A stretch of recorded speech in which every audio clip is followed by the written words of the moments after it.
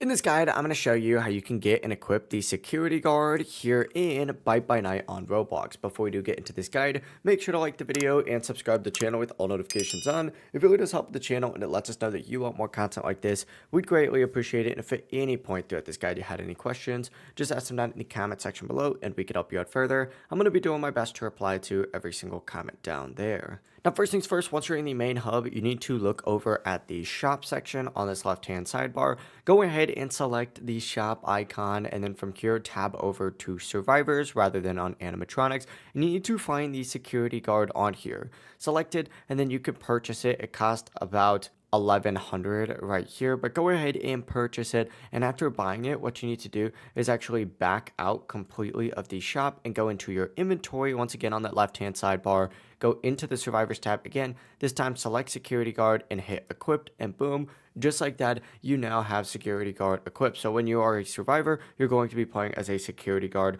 rather than just that standard customer.